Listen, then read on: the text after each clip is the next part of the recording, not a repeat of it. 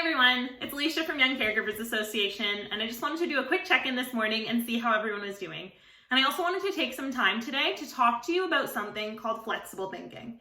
So did you know that our brain has 3 different ways that it thinks? One is called rigid thinking, one is called limp thinking, and the other is flexible thinking. So I'm going to go over all 3 today with you just to show you the different ways that our mind can work. So the first one is called rigid thinking, and it's very much like a piece of wood.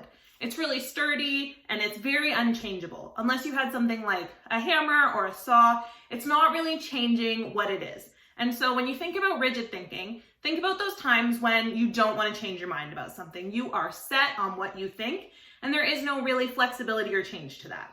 You're very much like that piece of wood. Whereas limp thinking is very much like a piece of string. It's really movable, but it also doesn't really hold its shape. I can drop it, I can twist it, and it's not really going to have a backbone to it. Really, it's just kind of going along with the motions that I'm giving it. And so those are the times when you maybe don't have a strong opinion about something and you're just gonna kind of go along with the flow or just kind of go along with what other people want you to do. Whereas flexible thinking is like a pipe cleaner. It still has that movement and fluidity of the string, but a backbone, just like that piece of wood.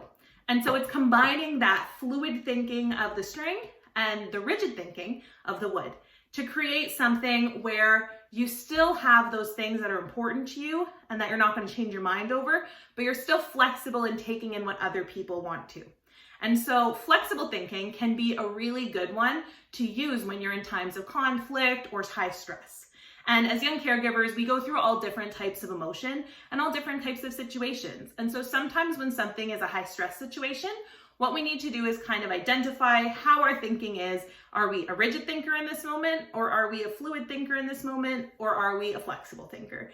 And try to get to that place where we can keep the things that are important to us, but also take in what's important to everyone else. And so everyone at all points in time has been a rigid thinker, a limp thinker, and a flexible thinker. And it's okay. Everybody's going to have a different kind of thinking for a different situation. And whichever one suits you best is completely fine. In high stress situations, flexible thinking can be one of the better ones to use to try to make a bit of peace around everyone around you, but it's not always necessary. And so this is just a quick, easy way to kind of look at what way do you think and see how that might be impacting the way that you walk through this world. So thanks so much for listening, and I hope to see you all very soon. Have a great day, and don't forget to tune in to our program staff later today for an awesome activity. Bye, everyone.